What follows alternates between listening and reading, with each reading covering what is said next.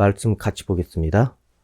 고린도후서 5장 17절 시작. 그런즉 누구든지 그리스도 안에 있으면 새로운 피조물이라. 이전 것은 지나갔으니 보라 새 것이 되었도다. 쉬운 성경으로 다시 읽어드리겠습니다. 그러므로 누구든지 그리스도 안에 있으면 새로운 창조입니다. 이전 것들은 지나갔고 보십시오. 새 것들이 와 있습니다. 아멘. 이전에 저는 동생 회사에서 아르바이트를 한동안 한 적이 있었습니다. 대학교 다닐 시절이었는데 이 창고에 재고품을 유통기한 전에 바겐세일을 하는 것이 그 아르바이트였습니다. 회사에는 오래된 악성 재고품에 그것들이 지나지 않았지만은 소비자들에게는 정말 싸게 살 수 있는 그런 기회가 이런 바겐세일입니다. 무엇을 팔았냐면은 샴푸부터 시작해서 또 세제 그리고 화장품 그런 것들을 팔았습니다. 창고를 열어서 그 마당에서 주차장에서 그것들을 전시를 하면서 팔고 그랬습니다. 그러면서 창고에 쌓여있는 먼지 묻은 그런 물건들을 볼 때 제 마음에는 이것이 언제 다 팔릴까? 그리고 때로는 흠집 나고 터진 것도 있었는데 저걸 버려? 아니면 저걸 팔까? 팔면 과연 저게 팔릴까? 그런데 그런 것은 더 싸게 해주니 아주머니들이 너무 좋다고 서로 살려고 했습니다. 그리고 깨달은 것은 물건은 다 임자가 있구나. 내 생각에는 저거는 정말 버려야 되고 쓸모없다고 생각을 했는데 다 쓸 데가 있구나. 파는 입장이라든지 아니면 회사 입장에서는 폐기 될 수밖에 없는 그러한 것들이지만은 또 그것이 필요한 사람에게는 정말 애타게 찾는 것이 될 수도 있습니다. 얼마 전에 수능 시험을 아이들이 봤을 것입니다. 자기 실력에 따라서 성적이 안 나왔을 수도 있고 그것 때문에 낙심하고 있을 수도 있습니다. 또한 재수를 겪는 아이들 중에 여전히 성적이 이전보다 향상되지 못했다면 정말로 마음의 낙심이 심할 것입니다. 1년 동안 난 뭐 한 거야? 아무 발전도 없는데 돈도 쓰고 시간도 쓰고 1년 동안 나는 아무런 발전이 없는 그런 성적인데 마음이 답답할 것입니다. 그리고 또한 1년 동안 열심히 한 것이 자기에게 보람을 주는 그런 사람이라면 그 고생이 헛되지 않았다고 생각을 할 것입니다. 하지만 중요한 것은 비록 이전보다 더 성적이 잘 나오든 간에 안 나왔든 간에 중요한 거는 자기가 바라는 대학을 가느냐 못 가느냐 아니겠습니까? 그 대학의 상황이 커트라인이 어찌 되는지에 따라서 상황은 많이 달라질 것입니다. 부디 시험을 열심히 본 수험생분들은 마음에 낙심하지 마시고 인생은 더 가봐야 한다는 것을 꼭 기억하시기 바랍니다. 오늘을 거쳐서 이 때를 거쳐서 다음 때가 온다는 것을 기억하십시오. 분명히 오늘의 낙심이 동기부여가 돼서 더 완전한 그런 더 보완된 상황이 오리라 생각을 합니다. 그리고 성적이 더 향상된 분들은 그것을 통해서 희망을 품고 앞으로 더 열심히 할 수 있는 그런 재료가 되기를 원합니다. 오늘 본문을 보면은 그리스도 안에 있는 존재는 새로운 피조물이라고 그렇게 말씀하고 있습니다. 그리고 쉬운 성경에는 새로운 창조라고 했습니다. 이 피조물이라는 것은 무엇입니까? 피조물이라는 것은 누군가에 의해서 만들어진 것들, 만들어진 대상들이 피조물입니다. 이 성경에는 온 세상의 모든 것들이 피조물이라고 했습니다. 그것은 하나님께서 만드신 그런 작품들이라는 것입니다. 이 피조물은 하나님께서 창세 때 만드셨습니다. 그리고 이후에 성경에는 새롭게 피조물을 새롭게 추가했다는 것은 나오지 않습니다. 그런데 놀랍게도 오늘 이 본문에 새롭게 이제 하나님께서 피조물을 그렇게 새롭게 만드셨다고 나옵니다. 예수님을 믿게 되면은 새로운 창조가 되고 또 새로운 피조물이라고 했습니다. 여러분 어떻게 생각을 하십니까? 지금 자기 자신은 새로운 피조물이라고 그렇게 인식을 하고 계십니까? 물론 몸이 다시 새롭게 변했다면 모르겠지만은 이전과 별반 차이가 없는데 이것에 대해서 인정을 하는 것은 쉽지 않을 것입니다. 물론 개념이라고 생각을 하면은 그렇구나 생각을 할 수도 있겠지만은 그거에 대해서 체감을 하기가 어려울 것입니다. 내 몸도 이전 것과 똑같고 내 머리카락, 내 얼굴에 있는 이 주름 전혀 달라진 것이 없는데 내가 어떻게 새로 다시 만들어진 피조물이란 말인가? 뭐가 새로워졌을까? 무엇을 하나님께서는 새롭게 만드신 거지? 새로운 피조물은 완전히 다른 피조물이 되어야 되는데. 하지만 여러분, 이 새로운 창조, 새로운 피조물이라는 것은 이것은 지금 우리의 모든 것이 달라진다는 것을 말하는 것이 아닙니다. 물론 점점 달라질 수도 있습니다. 변화될 수도 있습니다. 하지만 완전히 이전과 다른 극과 극으로 여러분이 다른 자신이 되지는 않는다는 것입니다. 우리라는 자체의 본능과 성질은 그대로 이어지게 됩니다. 그런데 중요한 것은 우리의 미래가 달라진다는 것입니다. 여러분, 한 예를 들겠습니다. 이 나비가 번데기를 거쳐서 이렇게 나비가 되는 거 다 아시죠? 그런데 원래 번데기로 끝나버리는 그런 상황이었다면 그것을 나비라고 할 수 있겠습니까? 원래 번데기가 죽음의 상징으로 끝날 수도 있습니다.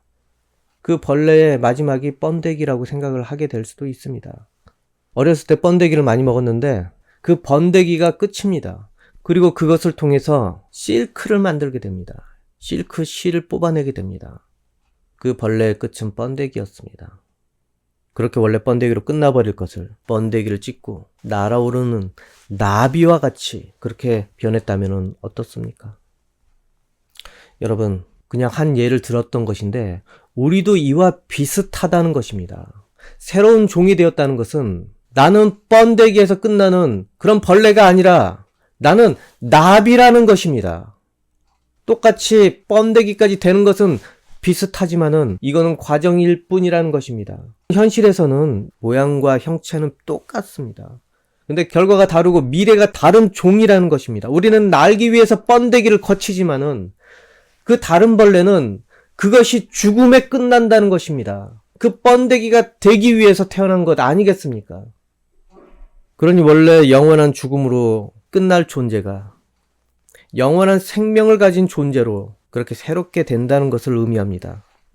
이것은 육적으로 그렇게 분별되는 것이 아니라는 것입니다. 영적인 영역이 새롭게 변한 상태가 된다는 것입니다. 그 말은 무엇을 의미합니까? 일반 믿지 않는 이들은 영적인 상태가 우리와 같지 않다는 것입니다. 그리고 이들의 영적인 상태를 따져본다면, 우리가 따져본다면 그들은 우리와 완전히 다른 피조물이라는 것입니다.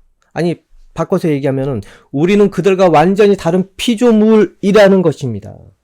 이게 얼마나 굉장합니까? 단지 우리가 이 사실을 의식할 수가 없기 때문에 자신이 얼마나 대단한 존재인지 모를 뿐입니다. 이전까지 사람들은 자기 자신의 존재를 모르고 그냥 그 번데기에서 끝나는 것이 인생의 끝인 줄 알고 거기까지만 생각할 수밖에 없었습니다. 무엇으로 비유할 수 있겠습니까? 아까 번데기로 얘기했는데 사육장 안에 닭을 한번 생각을 해보십시오. 더 수명이 있다는 것을 모릅니다. 사육장 안에 늙은 닭이 어디 있겠습니까?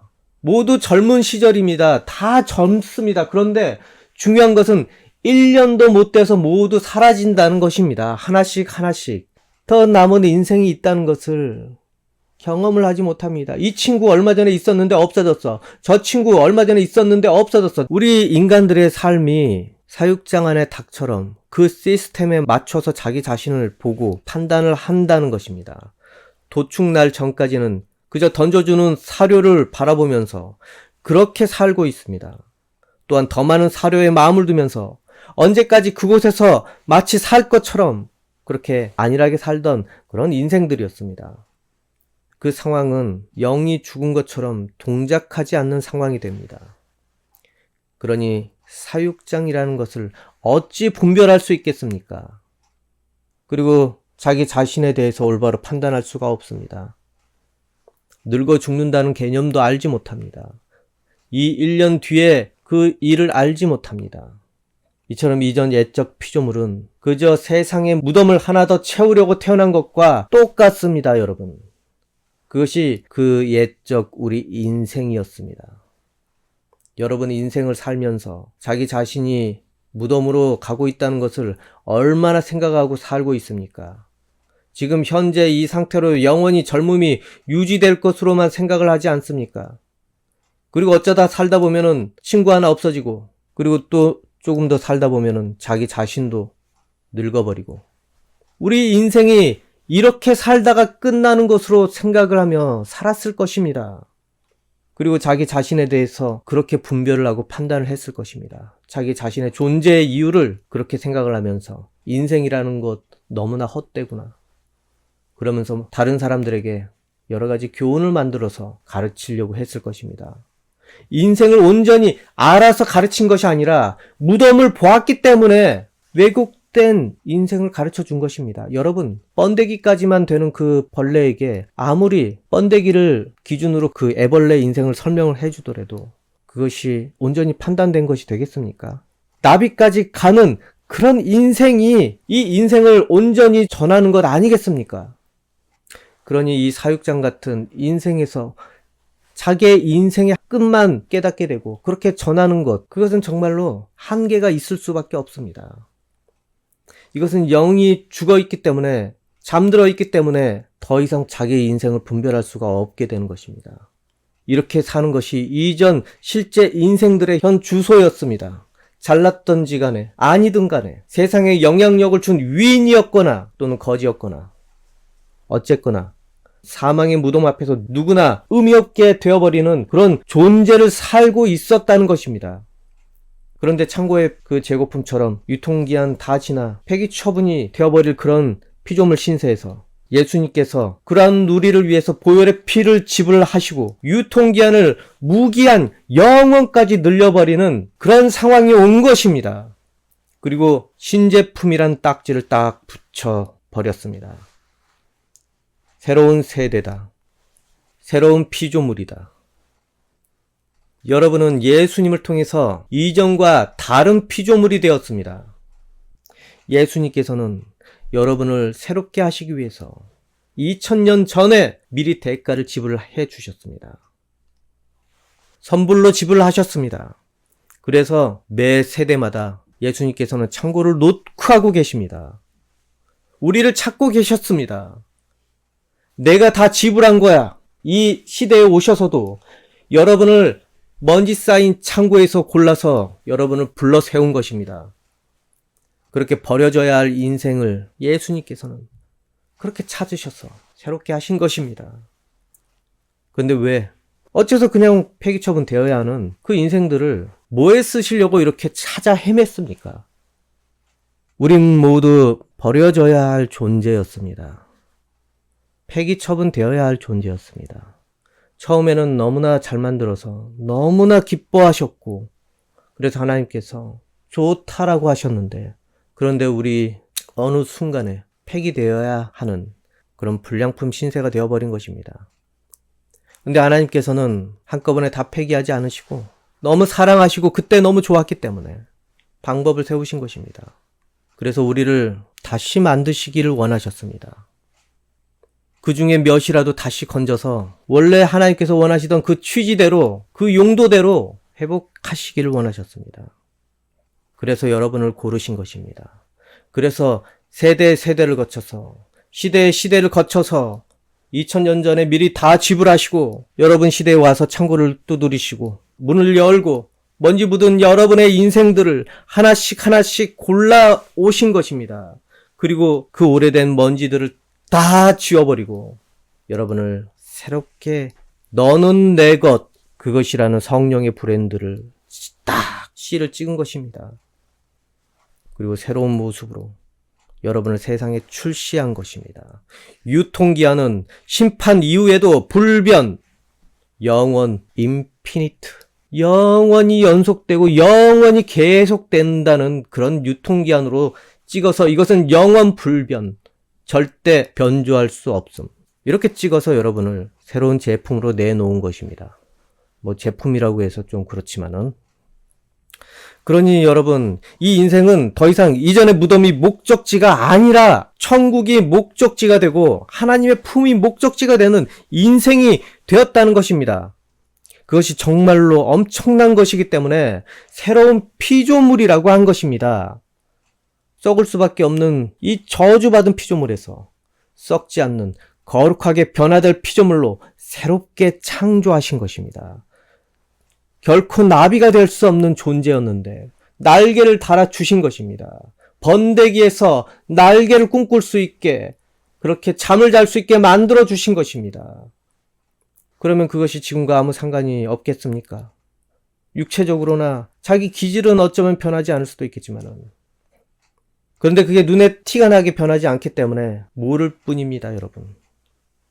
여러분 안에는 상황도 똑같고 몸도 똑같고 마음에 느끼는 것도 똑같을 수 있겠지만은 여러분은 미래에 천국 갈 수 있는 상황이 점점 만들어지게 되어 있습니다. 왜냐하면 여러분 안에 거룩한 성령이 들어와 있기 때문에 그렇습니다. 그리고 말씀이 여러분을 지배하기 때문에 그렇습니다. 그래서 여러분의 인생을 다스리고 여러분이 온전히 새로운 피조물로서 그렇게 살 수 있게 인도하고 계신다는 것입니다. 새로운 피조물은 육적인 피조물만으로 끝나는 것이 아니라 육적인 상태에 의해서 인생이 좌우되는 것이 아니라 바로 이 영적인 상태까지 같이 동반되어서 인생의 갈 길을 결정하고 판단하고 그렇게 천국으로 이끌려갈 수밖에 없는 존재가 된다는 것입니다. 성령이 여러분 안에서 모든 것을 가르쳐 주시고 인도하시기 때문에 그렇습니다. 여러분 이전에 인터넷이 없던 시절 컴퓨터 써보셨습니까? 저는 써봤습니다. 인터넷이 되지 않습니다. 근데 지금은 어떻습니까? 무선으로 와이파이가 됩니다. 또 핸드폰, 아이폰 무선으로 인터넷이 돼서 길에서도 쓸 수가 있고 어디에서나 쓸 수가 있습니다. 이전에 인터넷도 안 되는 거대한 컴퓨터 가지고 어떻게 무선이라는 개념을 이해할 수 있겠습니까? 어떻게 무선으로 게임을 하고 어떻게 무선으로 영상을 보고 음악도 어떻게 들을 수 있고 상상할 수 없을 것입니다. 그런데 지금 성령께서 여러분에게 오셨습니다. 일반 사람들은 성령이란 개념도 없고 그 안에 영이 들어오면은 어떤 상황이 됩니까? 귀신 들렸다고 할 것입니다. 그 사람들이 이해할 수 있는 수준은 귀신 들린 사람이 자기 의사와 의도와는 상관없이 귀신 들린 미친 짓을 한다는 그런 것이 그 사람들 생각에 있는 것입니다. 하지만 여러분, 성령이 하나님을 믿는 예수님을 주님이라고 믿는 모든 사람들에게 성령이 들어와 계십니다. 그리고 개입을 하고 계십니다. 세상에 귀신 들린 사람은 자기 의도와 상관없이 이상한 짓을 하지만 성령이 여러분 안에 들어온 사람들은 이상하게 좋은 일을 하고 복받을 일을 하고 그리고 성공할 일들을 하게 만들어 주십니다. 천국 갈 일들을 만들어 주신다는 것입니다. 물론 모든 것이 여러분 의사와 상관없는 것은 아닙니다. 단지 하나님 뜻에 비춰서 여러분 의사를 결정을 한다는 것입니다. 그래서 성령이 때로는 슬퍼하면서 여러분 대신해서 중보기도를 하실 때도 계시고 그리고 성령께서 이건 영 아니다, 이건 진짜 아니다 싶으면은 여러분 의사와 상관없이 개입을 할 때가 반드시 있습니다. 이처럼 하나님을 믿는 사람들은 성령께서 들어오는 그런 피조물로 변화되게 됩니다. 누가복음 12장 12절 마땅히 할 말을 성령이 곧 그때에 너희에게 가르치시리라 하시니라. 이처럼 예수님을 믿고 그리고 예수님을 주님이라고 시인한 그때부터는 성령께서 여러분 인생에 들어오셔서 개입을 하시게 됩니다. 그럼 성령이 들어오면 어찌 됩니까? 성령이 가만히 계십니까? 여러분의 인생길을 개입하시고자 계속 의지를 가지고 여러분을 대하게 됩니다. 그러면 어떻게 됩니까? 이전 삶과 다른 상황으로 살게 될 수밖에 없습니다. 물론 마음과 성격 이전과 똑같을 수도 있고 가정 형편 똑같을 수도 있습니다. 하지만 다른 것은 방식이 다르게 됩니다. 하나님을 향한 방식이 여러분 인생에 개입되게 되어 있습니다. 하나님을 의식하게 되고 성령을 의식하게 될 수밖에 없습니다. 그래서 성령의 인도로 여러분 인생은 예수님의 이름이 통하는 존재가 되어버립니다. 세상 사람들 여러분과 같은 것 같지만은 여러분과 완전히 다른 존재라는 것을 꼭 기억을 하십시오. 그래서 여러분의 인생은 이전과 다르게 새롭게 된 인생들입니다. 여러분이 현재 뭘 먹고 뭘 누리느냐에 따라서 어쩌면은 그것을 판단할 수도 있겠지만은 하지만 무엇을 따르느냐, 무엇이 자기의 인생을 다스리고 있느냐가 그 인생을 완전히 새롭게 하는 것입니다. 그렇기 때문에 우리가 새로운 인생을 살려면은 예수님 그 이름을 통해서 반드시 물과 성령으로 거듭나야 됨을 여러분은 꼭 아시기 바랍니다. 예수님은 아는데 내가 성령을 받지 못해서 별반 다른 것 같지 않다고 생각한다면 그건 착각이라는 것입니다. 물과 성령을 통해서 거듭나야 비로소 여러분은 이전의 인생과 완전히 다른 인생이 된다는 것입니다. 요한복음 3장 5절 예수께서 대답하시되 진실로 진실로 네게 이르노니 사람이 물과 성령으로 나지 아니하면 하나님의 나라에 들어갈 수 없느니라. 그리고 예수 그리스도 우리의 주님을 위해서 성령을 받은 이후에 살아야 됩니다. 그래야 주인 되신 분께서 그렇게 피 흘려가며 지불하신 그 대가가 우리에게 적용이 되는 것입니다. 허용이 되는 것입니다. 오늘 본문 위에 15절부터 16절을 읽어드리겠습니다. 그리스도께서 모든 사람을 대신하여 죽으신 것은 살아있는 사람들이 더 이상 자기 자신을 위해 살지 않고 자신들을 위해 죽었다가 다시 사신 분을 위해 살게 하려는 것입니다. 그러므로 우리는 이제부터 그 어떤 사람도 세상의 관점으로 알지 않겠습니다. 전에는 우리가 그리스도에 대해서도 세상의 관점으로 알았으나 이제는 더 이상 그렇게 하지 않겠습니다. 여러분 인생도 마찬가지입니다. 성령을 통해서 여러분 영혼이 거듭나고 새로운 피조물이 된 이후부터는 여러분은 자기의 인생만을 위해서 이 인생을 불태우지 않을 것입니다. 예수님을 위해서 여러분은 주인된 예수님을 위해서 자기의 인생 모든 것들을 불태우려고 할 것입니다. 그렇다고 돈을 안 벌고 교회에만 붙어 있어야 된다는 것은 아닙니다, 여러분. 똑같이 돈을 버십시오. 똑같이 공부를 하십시오. 그런데 그 목적과 그 용도가 무엇이냐 이것 아니겠습니까? 무엇이냐 이것입니다. 내 주인을 위해서 내가 살고 내 주인을 위해서 이렇게 고생을 한다는 그 기본이 바뀐다는 것입니다. 그러면은 여러분은 점점 이전에 자기의 인생의 주인 노릇하던 그 사육장 주인에게서 벗어나게 될 것입니다. 나는 이렇게 살기 위해서 태어난 존재가 아니었어. 알게 될 것입니다. 우리는 영혼이라는 시간이 있어. 알게 될 것입니다. 이 육체가 죽을 수밖에 없는 것은 원래 이게 정상이 아니라는 건 역시도 알게 될 수밖에 없습니다. 왜냐하면 성령께서 가르쳐 주시기 때문에, 그래서 우리의 인생이 그렇게 되지 않게 하기 위해서 새롭게 주시기 때문에, 여러분 혹시 아직까지 예수님을 믿지 못하고 그렇게 살고 계신 분이 있다면, 만약 지금 자신의 인생이 새로운 인생이 되기를 소망을 한다면 반드시 예수 그리스도 안에 들어오시기를 소망을 하십시오. 그렇다면 믿어지지 않던 그 마음에 예수님께서 찾아오실 것입니다.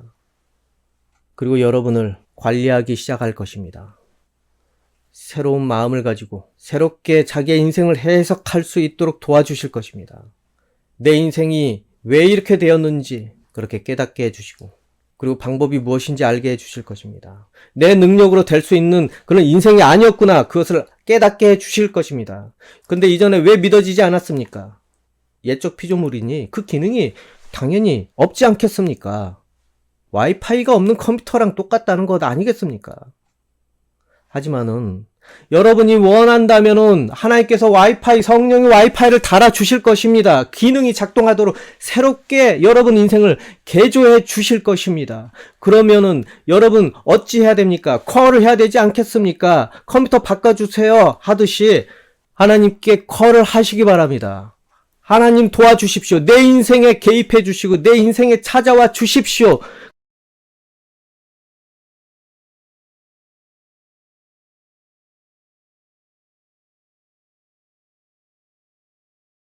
그러면 반드시 하나님께서는 신속하게 성령의 수리기사를 보내주실 것입니다. 반납하시고 새로운 인생, 새로운 기기로 쓰십시오. 여러분 인생을 새롭게 하시기 위해서 성령이라는 기사가 오실 것입니다. 그래서 여러분 인생에 AS를 해주시기 시작할 것입니다. 그리고 여러분의 모든 것들을 그렇게 케어해 주실 것입니다. 그리고 혹시나 믿음의 길에 들어섰음에도 불구하고 마음의 믿음이 흐려지고 또 은혜가 없고 마음의 시험이 찾아오고 의심이 계속 찾아오고 있다면 여러분 역시 잠들어가고 있는 영적 상태로 지금 되고 있다는 것입니다.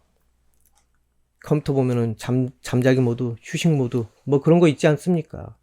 깨워야 됩니다. 자기 역할을 할 수 있도록 깨워야 됩니다. 어떻게 깨웁니까? 컴퓨터로 버튼 하나 눌러야 되지 않겠습니까? 잠금 해제해야 되지 않겠습니까? 여러분 성령 충만함을 하게 해달라고 하나님께 기도 버튼을 눌러야 되는 것입니다. 하나님 도와주십시오. 내 영적인 상태가 잠들어가고 있습니다. 그래서 제 역할을 못하고 있습니다. 하나님 도와주십시오. 잠금 해제 버튼을 누르십시오. 기도가 그것입니다, 여러분. 말씀이 그것입니다. 그래서 하나님께 간구하는 시간을 갖기 바랍니다. 여러분 진지하게 시간을 가지십시오. 하나님께서는 이렇게 우리에게 예수님의 생명을 희생하시면서 우리에게 새로운 생명을 주셨습니다. 그리고 예수님을 다시 살리셨습니다. 그리고 우리 역시도 마찬가지로 예수님처럼 그렇게 살리신다고 하셨습니다. 부디 예수님을 통해서 얻은 자신의 새로운 인생을 여러분 감사하며 그 새로운 인생에 걸맞는 모습으로 살기 바랍니다. 그래서 하나님께서 바라시던 그 의도대로 하나님을 기쁘시게 하는 그런 여러분이 되기를 소망을 합니다. 기도하겠습니다. 하나님 아버지, 우리가 여전히 새로운 존재라는 것을 인지하지 못해서 이전에 세상에 있던 그런 마음으로 인생을 보고 깨닫고 그리고 판단하면서 결정함을 용서하여 주시옵소서. 우리는 예수 그리스도의 보혈의 피로 인하여서 그렇게 하나님께서 사온 존재입니다. 그럼에도 불구하고 자기의 인생이 자기 것이라고만 생각을 하면서 자기의 마음대로 결정하며 살아옴을 용서하여 주시옵소서. 우리가 하나님 안에 들어와 있기 때문에 하나님에 대해서도 고민을 하면서 의식하면서 이 인생이 하나님과 나의 공동의 그런 인생이라는 것을 늘 잊지 않기 원합니다. 아버지, 그래서 우리의 인생 가는 길 하나님께 먼저 여쭤보고 그리고 하나님의 바라시는 뜻을 우선으로 생각하며 살 수 있게 도와주시옵소서. 우리의 인생을 주님 이전과 같지 않게 도와주시옵소서. 내가 이전에 했던 모든 행실들과 모든 습관들이 예수님 보시기에, 하나님 보시기에 얼마나 합당한지 먼저 그것을 염두에 두면서 인생을 살아가기 원합니다. 우리가 이전에 생각해왔던 그런 인생과 이제는 완전히 다른 것을 깨닫고 그 새로운 것에 맞춰서 우리 모두 살 수 있게 도와주옵소서. 예수님 이름으로 기도합니다. 아멘.